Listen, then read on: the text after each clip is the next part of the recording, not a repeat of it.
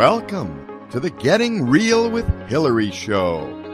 Inspiring stories that change lives. Where ordinary heroes tell their extraordinary stories of how they have triumphed over unexpected challenges. This is where we say what can't be said and use the AAA formula for freedom. Awareness, acceptance, and action. Now, here's your host, Hillary Burns.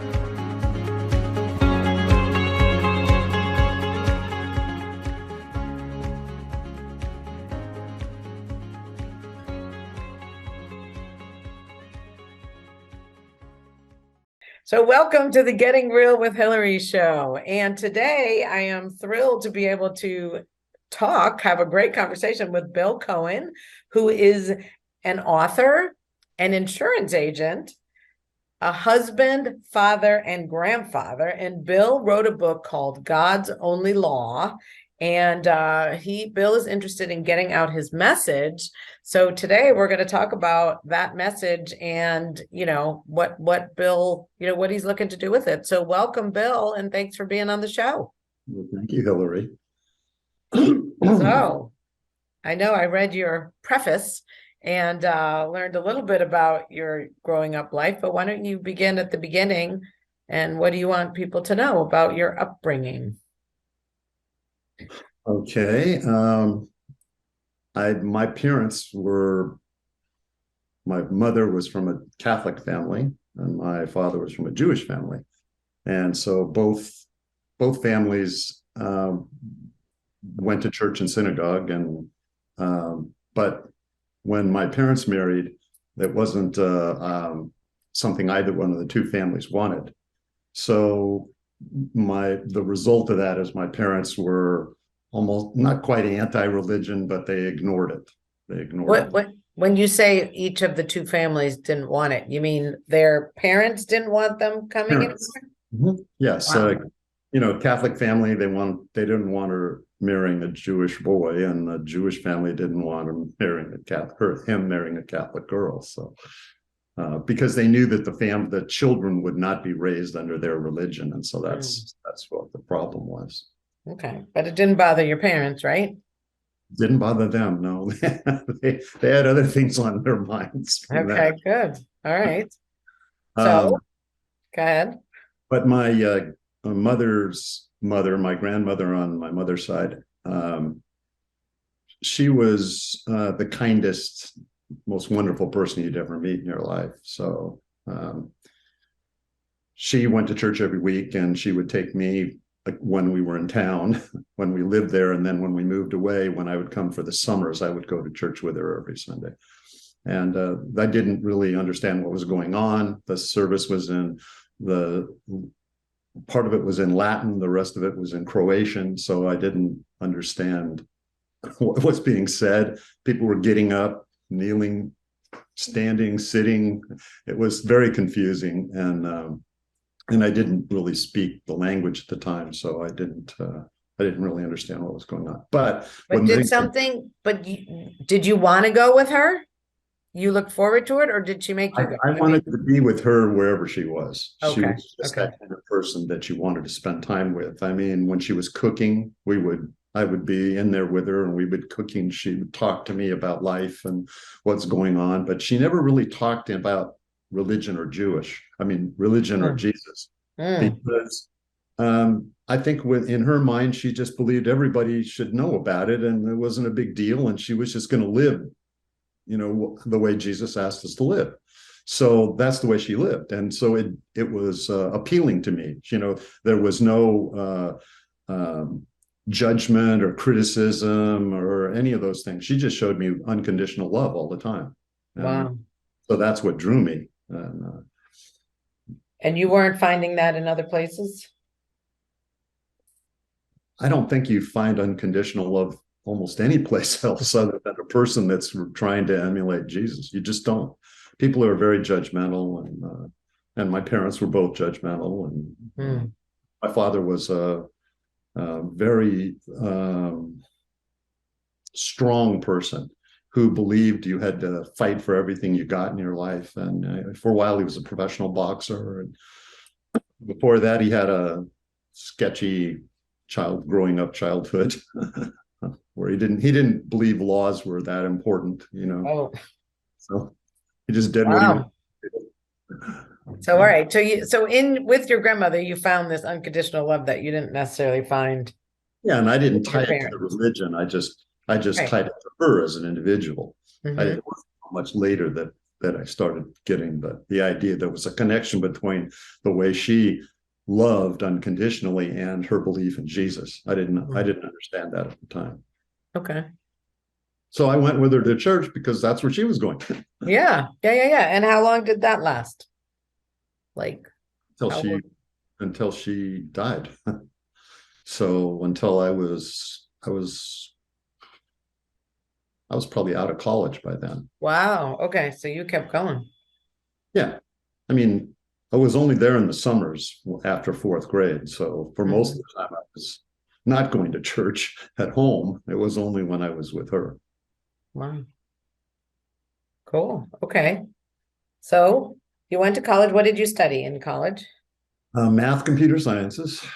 Okay. Back when that wasn't very popular at the time. I graduated from UCLA in 1970, and that was the first year they offered the degree in computer science. So I'd already had qualified for all the requirements for a math degree, and decided that I liked. Once they announced it, I had 1 year to complete all of the computer science classes. So that's what I did in my senior year last year. Okay. Because I love computers, and so Yeah. And did you go right into insurance, or did you do something else before that? I was a broker, investment banker broker with Kidder Peabody for 3.5 years. On the financial side, obviously, trying to bring in new clients and help them invest their money. And the problem was that the last 18 months I was there, the market fell in half. 50% loss in the market value. So I was putting everybody in treasuries at the time because I didn't know where to put them that was safe. What year was that? Well, I left in 75, so 73 to 75. And the problem with that I had was I wasn't getting paid to sell treasuries. So I got no money when I put them in treasuries, but I survived because I had a lot of retirement plans I had placed with financial managers, money managers, and whenever they did a transaction, it would come through me, and I would earn a commission. So, but what I didn't like is that I watched people who had been in the business 20 and 30 years. One man in particular, and he would come in drunk every day because his income had just dropped to like 30% of what it was before, and he just couldn't take it.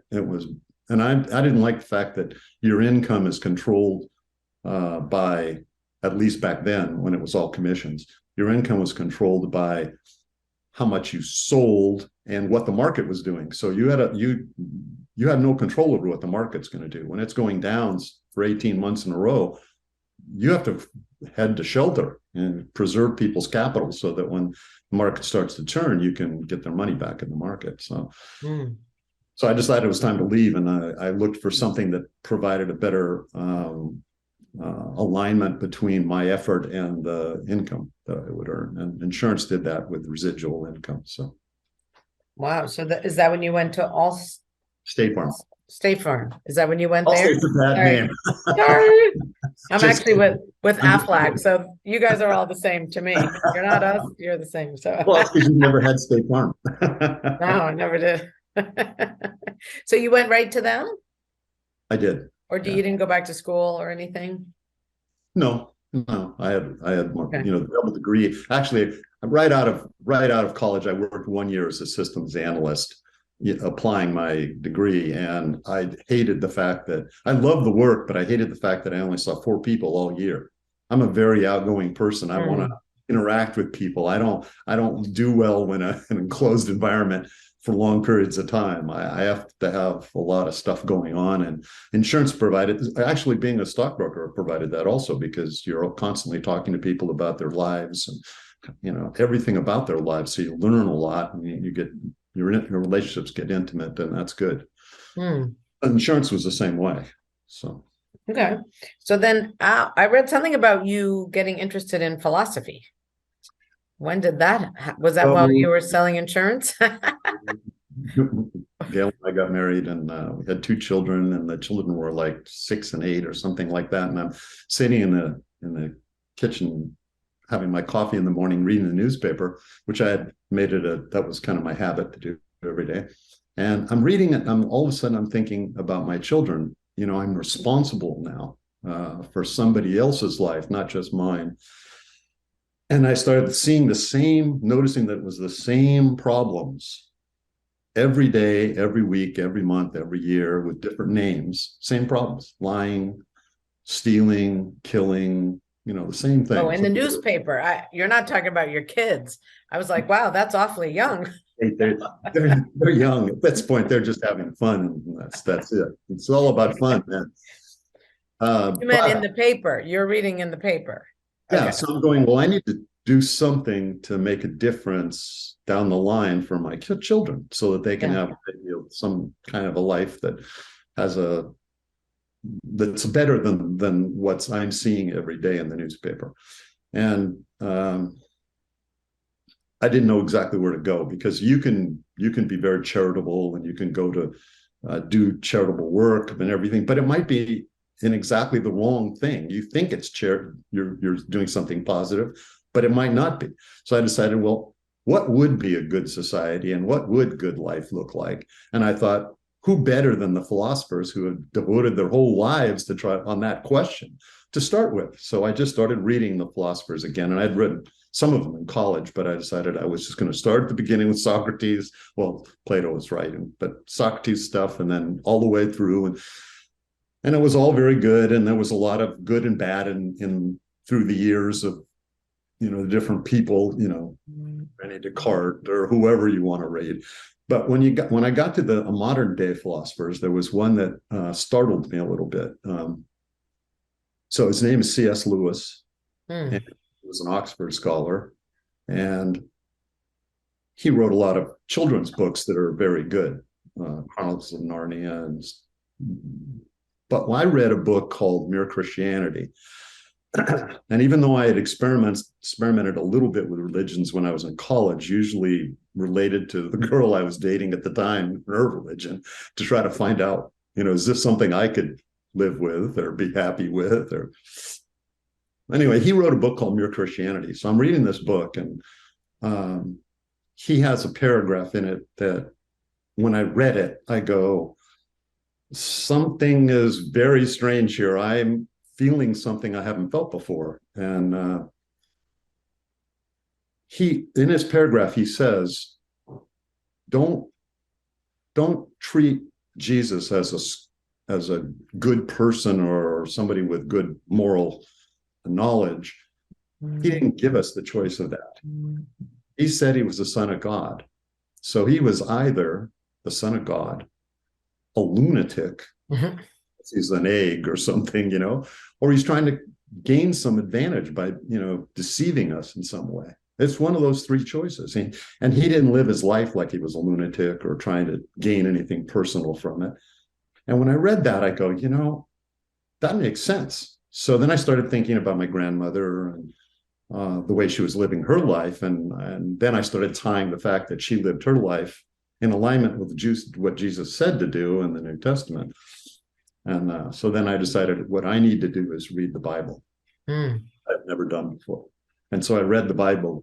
I figured out that if I read 5 pages a day, I could finish it in a year. So I read 5 pages a day. And at the end of the year, I go, yes, that was very good, but I think I need to do it again. And the second year I did it, I found that I learned some of the verses I read the first time, I really didn't understand. But now that I've read the whole Bible, they were starting to tie together. So it's like this puzzle that's got all these pieces to it. And you start to see it all come together. And when you connect all the pieces together, you start to see a picture, a real picture. And that's the picture that my grandmother was living.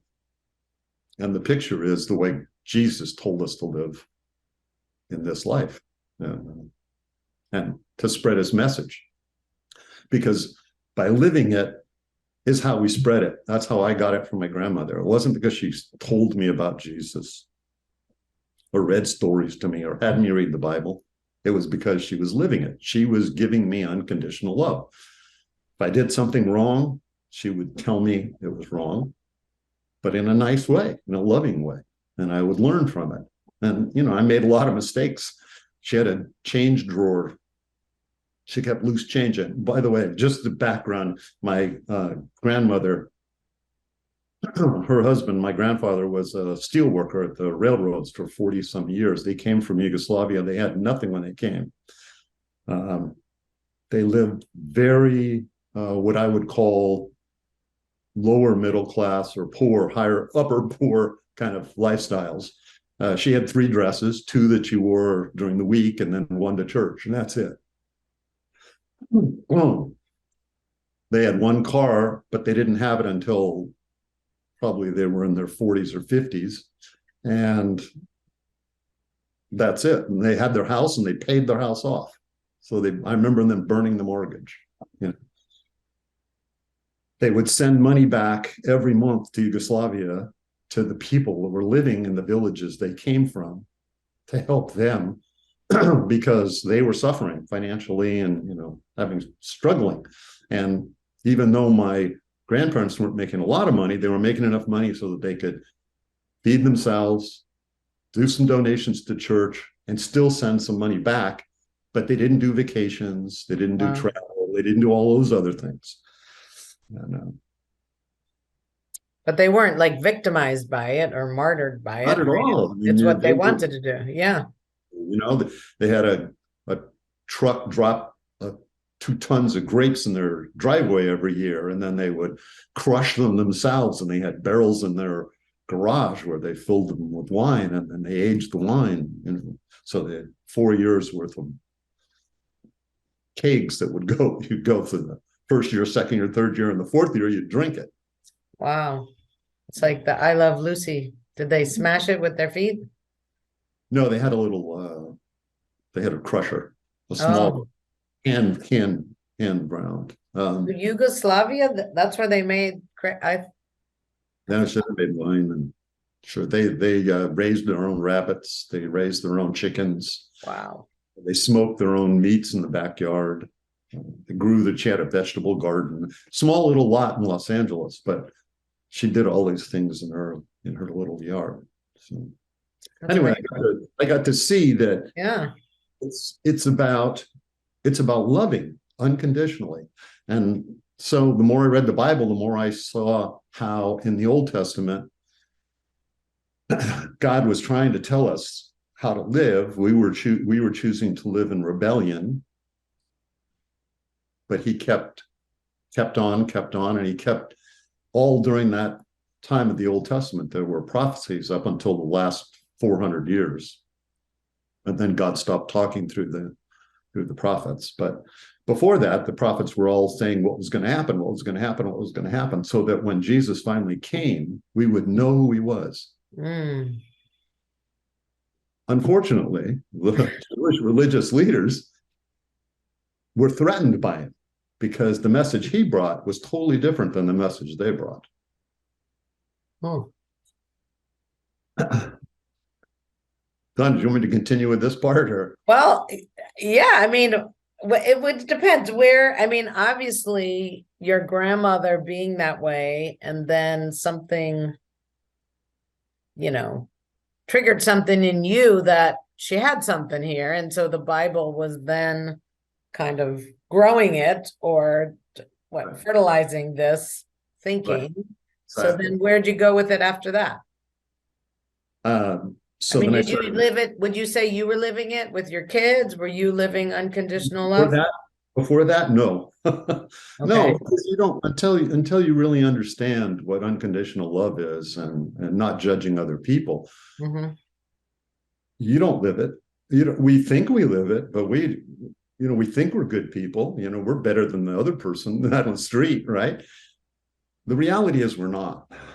We're no better than anybody else. We all We all sin. Sin, and just so we can get some definitions down, sin is only anything in defiance of what God has created. So what I would say to you is that God created everything to work together for good. It's humans that, by choosing not to live the way he has designed it to be, have created all the problems. So when I say he's designed it, gravity works a certain way. If we choose to ignore gravity, we're going to fall and get hurt. That's what happens, because we're not listening to the way he created everything. But he says in Romans, all things were created for us to live together. All things work together for good to those that love God and live the purpose, his purpose for life. His purpose for life is simple. He wants a family that all love each other, that are going to spend eternity together. So if you look around today, it's not loving when somebody hurts another person or in any way, whether it's verbal or physical or emotional or whatever. It's just not right. And it's not the way we're supposed to treat each other. And so he keeps it really simple, even though people think about the 10 Commandments and in the Torah, there are 613 laws that are called the mitzvah. These laws, all those laws, were created by those Jewish leaders. They were not created by God. The 10 Commandments was created by God, but it was only because we kept ignoring the very simple commandment: just love each other. That's the only thing we have to do, is love each other. So how I just want to go back to your grandmother. How do you think she got that? Like, that she was just so unique in that she got the message, and that the rest of the world seems to have not, you know? I'm sure it's because of her mother. That'd be my guess. So you think it was passed down through her family? Now, so here's a question. Are you, you might not like this question. So are you judging those who don't live that way?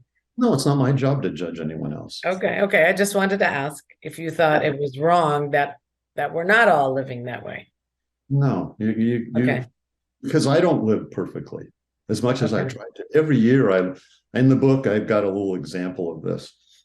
So I've been a Christian now for almost 20 years. It took me 14 years after I started reading the Bible before I committed to Jesus. I'm not easily convinced to do something. I have to be sold, so I did all of this research about, can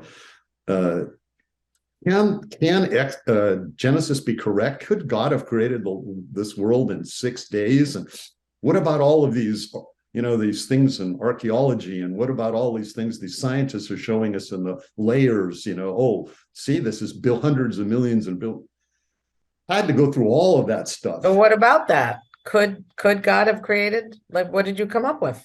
Absolutely, he did. If you don't believe he did in 6 days, then you're not going to believe anything else in the Bible.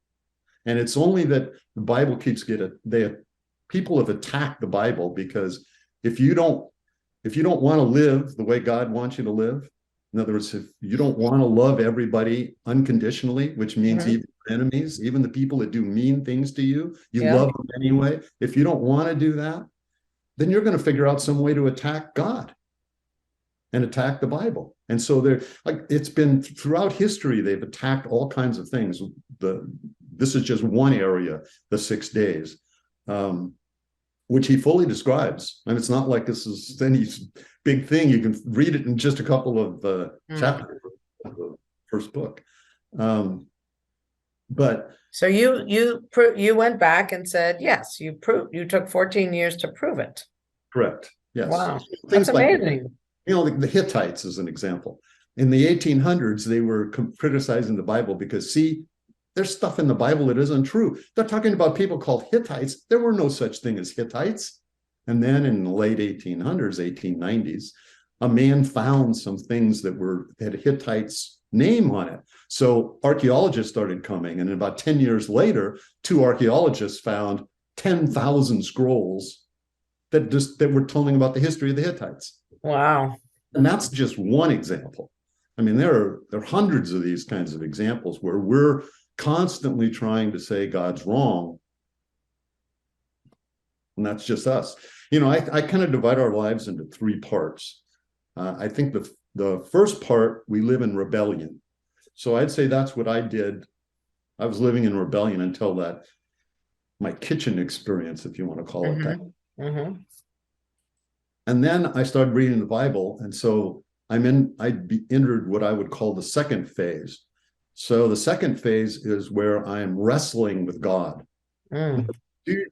You said this. Is this really true? I want to know it's true. I want to believe it's true. I want to see facts. I want, so that's wrestling. And then the last part of your life, if you do accept Jesus as your savior, you're reasoning with God. And the reasoning is not to try to figure out what's going on, it's really to try to figure out what in my life is not in alignment with the way you designed everything to work together. Because if I could live the way it's designed to live, everything's going to be better in life. My life's going to be better. All the people around me's lives going to be better. If I could just learn to love and not judge. And right now we're living in a world that's kind of going the opposite direction right now. We want to beat everybody up. And in free speech, we don't want you to have free speech anymore. Wow. Sad. Yeah. So when you say, because I'm Jewish like your dad was, when you say you took Jesus as your savior, did you get baptized? Like, what does that actually mean? Well, I did get baptized, yes. Okay. What it means is you finally say to yourself, Jesus was the Son of God. He truly died on that cross. He truly got out of that grave 3 days later, or third day. He spent a long time after that with his disciples and the people that became followers. And then 500 of them watched him leave the ground and go into the sky, rise into the sky, ascend into the sky. If you believe that, you know that death isn't the end, that he's promised us an eternity if we'll choose to live in his family. But it has to be a choice. Here, I'll give you the why it has to be a choice. Can you force anybody to love you? No. That's why it has to be a choice. Because the first person you have to love, if you're going to be part of his family, is him. He already loves you unconditionally. He loves me unconditionally. He knows all of the stuff I've done, which is, that in most of the time we look at it and go, well, there's no way he could love me because I've done this or I've done that. No, he loves you no matter what you've done. You just have to learn that that's called unconditional love and love him back. And then once you do, then you start loving everybody else. But until you love him, you can't love everybody else. You can say you love them, but it's not right. You might have some small number of people, like a couple of people that you love and they love you. You might have a couple, but you're not going to love your enemy. You're not going to love your neighbor. You're going to be more concerned about, why is my neighbor putting that tree up that's going halfway over my fence, So I thought, and we have to take a break, but just one more little question. We don't have to, but we're going to. I thought you were going to say you have to love yourself. Does loving him include loving yourself, or is that not part of it? Well, I think we can fool ourselves into thinking we love ourselves. But until we love him, we're not going to love ourselves. I think we love ourselves. We may pretend we love ourselves. We're going to put up a good front for other people that we love ourselves. But how can we love ourselves when in the back of our minds, there's this thing going on that we're really not good people? We're putting up a good front, but we've done this and we've done that and we've done this. And until we accept him as our savior and his unconditional love and forgiveness for all we've done, then we can't love ourselves. So that's when we learn to love ourselves. And that's when everything starts changing. All right, cool. Well, we're going to talk some more after the break. This is very interesting. It's got I keep going into my brain thinking about it. So it's something I got to come back out. So, all right.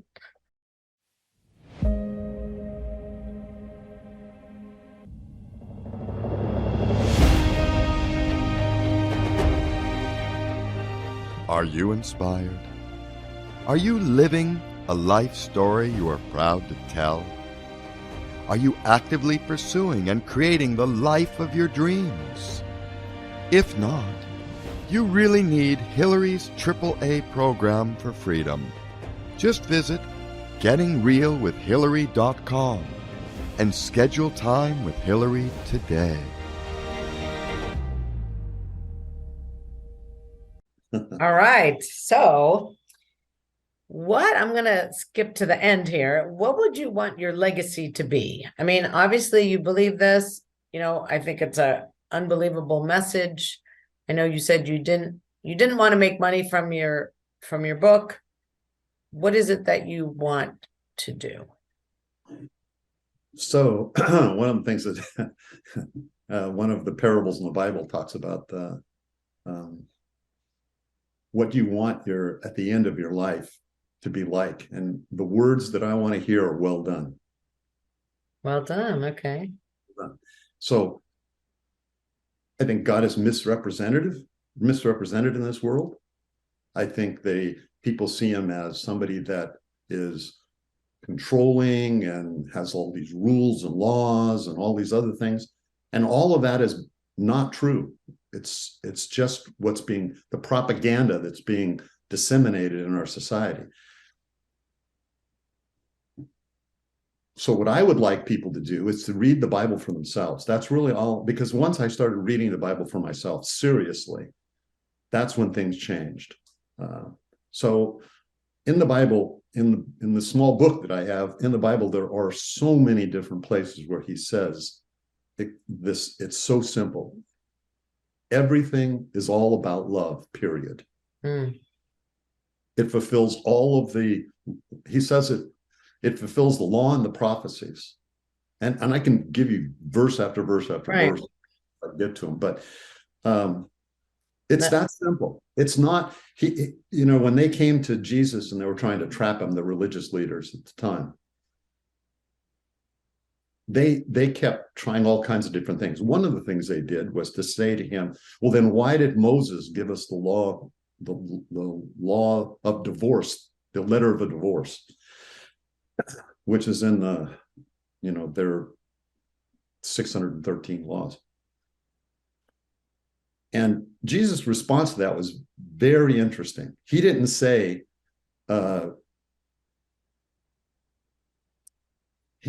God gave you the law. He said, no, Moses gave you the laws because of the hardening of your hearts. But from the very beginning, it was not so. So there was no divorce in the Garden of Eden. There was no divorce in the Ten Commandments. You have a question. Go ahead. No. I'm just like, okay, was the apple real when she bit the apple? Is that when all the trouble began?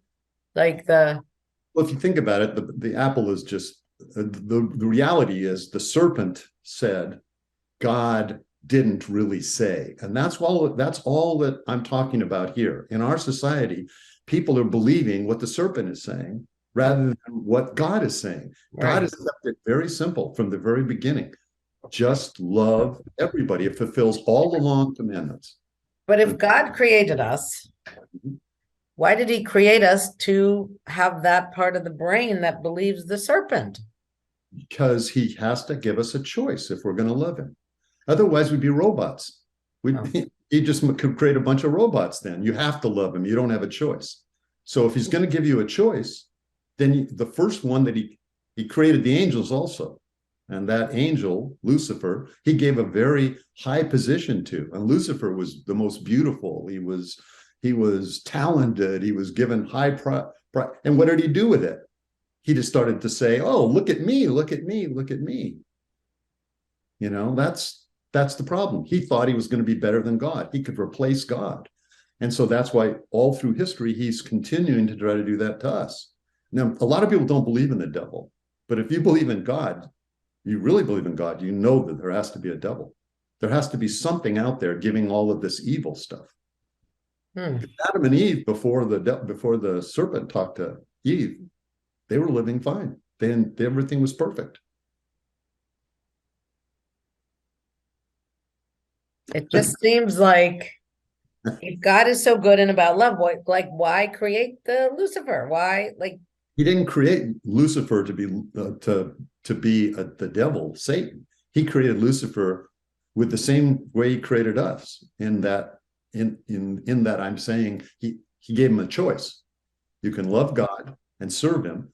And when serving, a lot of people think of serving and they go, "Oh, I'm not a servant," But that's what he's talking all about. He's saying if you want to be a leader, you have to be a servant. hmm. So the So problem, Lucifer chose not to be a servant, and he got a little cocky and a little bit of the ego. exactly, exactly. So, okay, so then if you're looking at it, God is the good guy. Why do so many people believe the Lucifer stuff? Like, why is it so much easier to believe the doubts than it is to believe? I mean, wouldn't life be a great place if we all just loved each other? Like when you talk about, I've I don't know, I was doing some courses about the divine, that our birthright is love, joy, all the good stuff. And yet we have this ego that was created when we were little that has us doubt everything, protect ourselves, be in survival, all that. Like, why? Why don't we all just grab the divine? I mean, I wonder. It would be a lot easier to live in that world, but we're not, because we have this other side. In sales, I'm going to give you an analogy from a different Okay. perspective. In sales, we have people that are very successful and we have people that are not successful. Mm-hmm. Those people that are not successful, most people think that they're all afraid of failing, but they're not. They're afraid of succeeding because they don't think they deserve it. Right. Why? Because they're looking at themselves instead of God. God gives Okay. Okay. if we quit looking at ourselves and we look at God, whose unconditional love says, "Hey, you fell down. Don't worry about it. Let's get back up," like we do with our 2-year-olds, right? Fell down. We'll get back up and you can do it. You can do it. That's what God's doing with us all the time. Wow. And we just have to Oh, that's awesome. Yeah. I was having someone's at the door. Oh well, I'm not gonna let them in right now.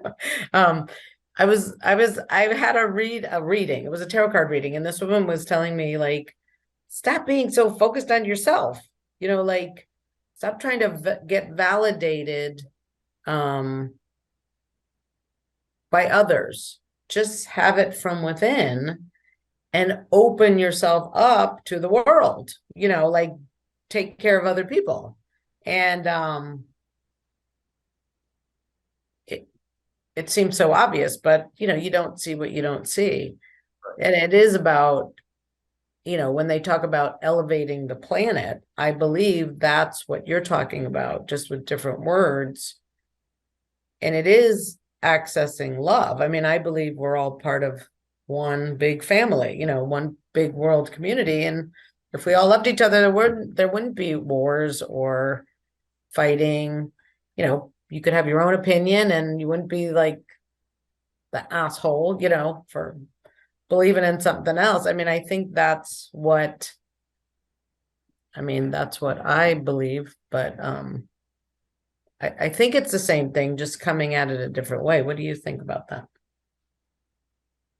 I think that Lucifer is telling us all kinds of things. And are you saying I'm talking from Lucifer, or I'm saying you that think my message is wrong? Is that what you're saying? I'm just asking. I'm not trying to be confrontive. No. I trust me.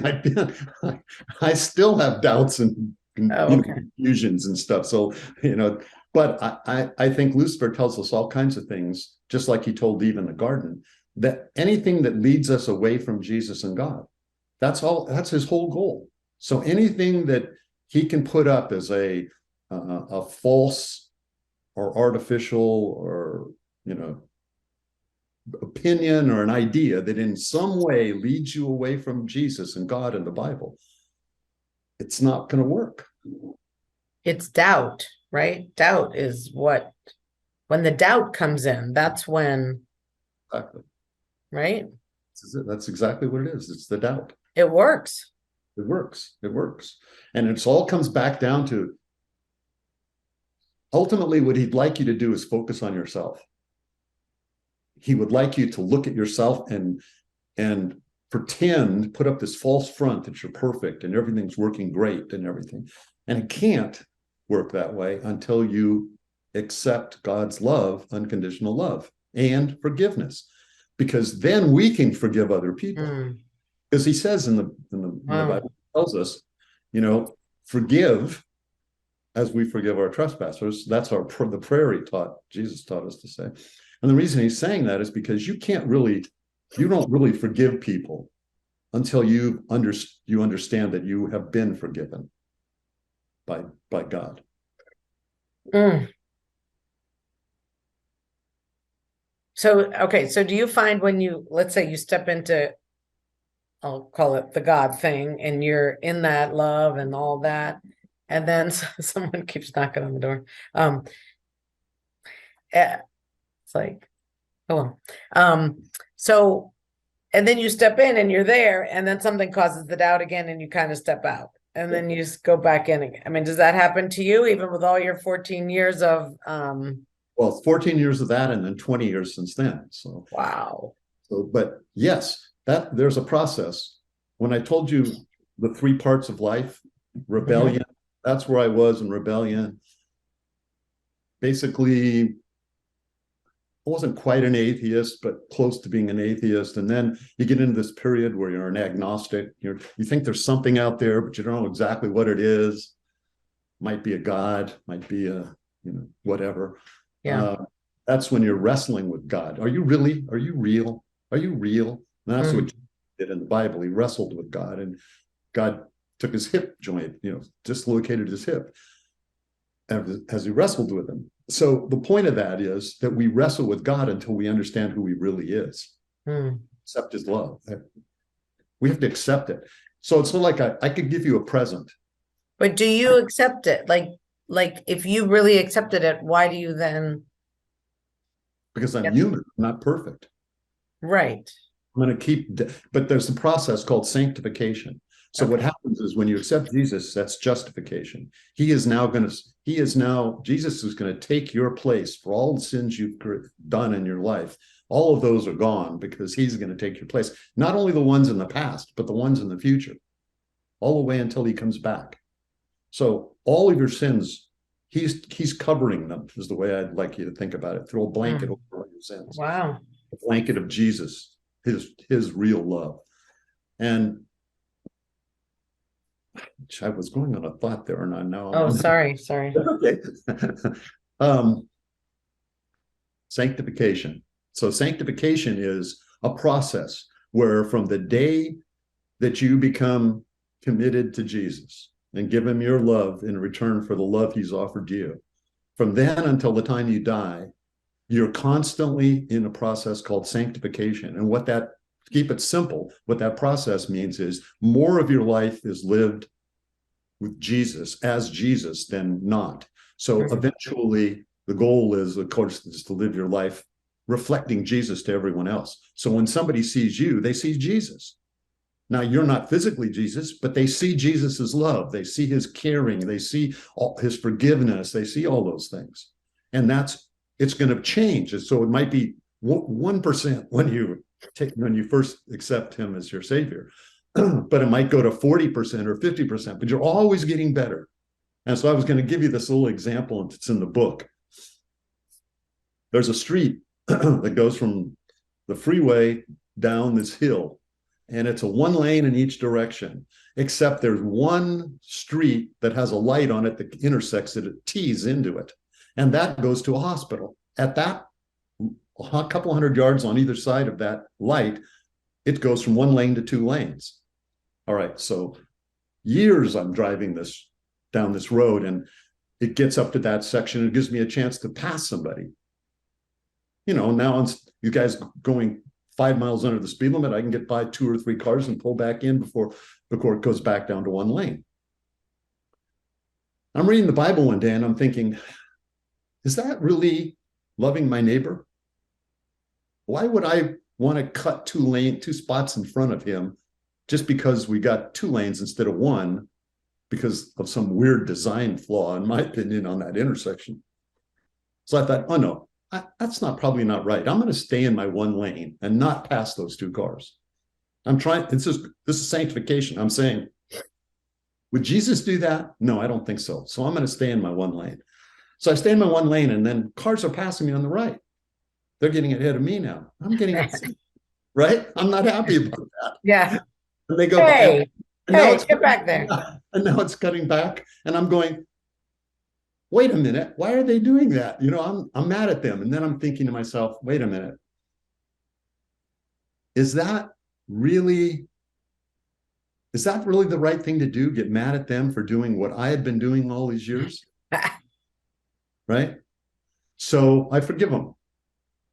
And when the intersection cuts backwards, the 2 lanes are coming back into 1. Before, I was making it difficult for them to get back in. But now I'm going, I make it easy for them. Go ahead. So what have I learned from that? Well, I've learned that all those principles that Jesus taught me in the thing brought me more peace when I go through that intersection now. I never have a problem with another car in that intersection anymore, where I used to have problems all the time. First, I was the problem. Then I was having problems with other people being the problem. And now, okay, I've accepted the fact that I'm going to love my neighbor. I'm going to not judge them, and I'm going to forgive them, period. And if I do all 3 of those things, I have peace all of a sudden. And that's the way life is supposed to be. But that's sanctification. In different parts of our life, we go through the same kind of a thing going on. And all we've got, right, unfortunately, in our society, we have a whole bunch of people trying to judge everybody else. All right, I got a question for you. Yes. As Jews, we don't believe in Jesus. So if we let's just say we take the love your neighbor and we take all that and we love people, is that missing something? I mean, can someone be, I don't know. Well, first, I'm going to correct you. Not all Jews don't believe in Jesus. All right, some do. Some do. There are a whole bunch of Jews in Israel now believing. They're called Jews for Jesus. Yeah, Jews for Jesus. Right. And there's a whole bunch of them. It's a big movement. So, all right, well, let's talk about fine. But if you decide to say, I'm going to live the life of a good person, I don't need God in there to get in my way. Well, no, you can believe in God. I'm just saying, from my Jewish upbringing, we didn't discuss Jesus. It wasn't like Jesus was bad or wrong. It just wasn't. We didn't talk about him. It wasn't a thing. It wasn't like it was. You just didn't. Trust me. Yeah. So that's why I'm saying, all right. Let's say you want to leave a legacy and you want, you want everyone to love each other. Can't I do that without the Jesus part? No, you could say no. It's just my little question for me. Just me. Anytime we say that we can do it ourselves, independent of Jesus and his forgiveness and his non-judgmental parts. But doesn't God have those same things? Or no, it's not the same. I'm not sure exactly I understood what you just said, but if I try to be like God when I'm not accepting God as my Savior, I will not live that. I will not go through sanctification. I'll be the same as I was 10 years ago, 20 years ago, 15 years ago. So you can't say, is it because God was up here and Jesus was a person? Like, why can't I say what you say about Jesus about God? Because God told us, and that's what I was telling you about the Old Testament. All through the Old Testament. I mean, so you're saying God to believe really in God, then you have to believe what he said about Jesus coming and all that. He No? said, he said he's coming. God Yeah. told us. I mean, the Jews believe in a Messiah. Okay. They believe in a Messiah, right? Yeah, but I don't think they think that it came. Yeah, but you believe in a Messiah. I mean, it's all through the Old Testament. Okay. And there's all these prophecies, over 300 of them, about the Messiah. And Jesus fulfilled all 335 or whatever the number is of them, every one of them. So why wouldn't you believe in him? If God is involved with the Old Testament and talked to all these prophets. You know why? You know why? I'm just looking. Go ahead.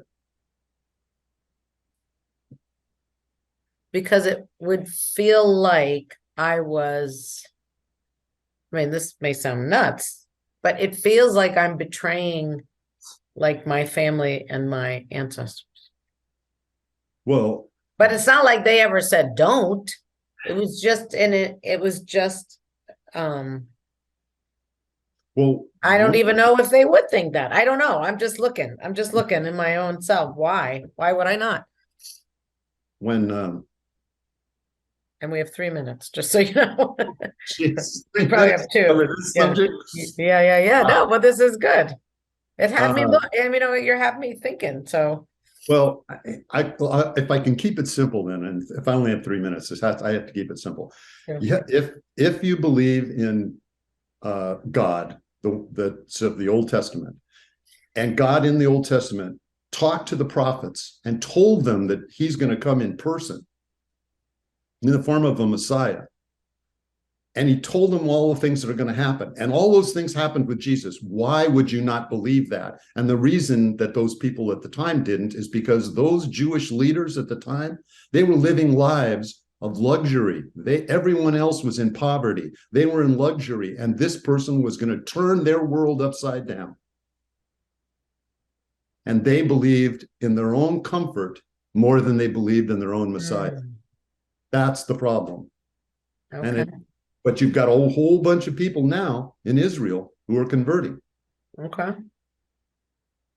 Now, why didn't you become like a preacher? Because you're so good at, so much. I mean, was that ever something on your list? And we have like 30 seconds. Unfortunately, I've been trying to listen to what he's told me to do. And I've written some other books. One's called Life Mapping. One's called Mapping with Jesus. And the point of those things is to just get our lives in alignment with the way he created things so that we can live a happier, easier, more peaceful life. And it works. I mean, I have lots of people that have gone through them. So that's where I thought he was calling me. But this book is really where he was calling me. It just took me a long time to get through the sanctification process enough to be able to write this book and keep it simple. It's simple. God. All right. Now, because we're about to end, where can they get your book, God's Only Law, so that people can read about what you're talking about? Where is the best place to find it? Amazon. They can go to my Reasoning with God website.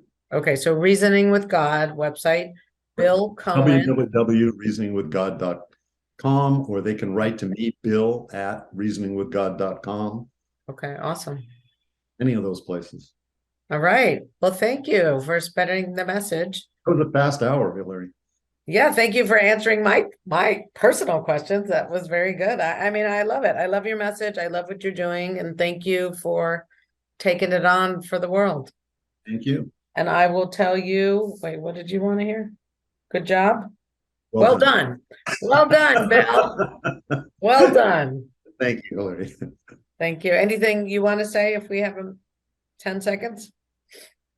No, I think if more people would allow the opportunity for this kind of a discussion to occur, the better. All right, awesome. Well, I appreciate your generosity. Thank you. Thank you for listening to the Getting Real with Hillary show. We hope you were entertained and inspired. Please subscribe to Hillary's newsletter. Go to gettingrealwithhillary.com for more freedom techniques and fantastic stories and links to other great stuff. And don't forget to tune in every week on Tuesdays at 1 p.m. Eastern Time on BBS Radio TV and let's get real. Let's get connected. Let's get inspired and create that life you love.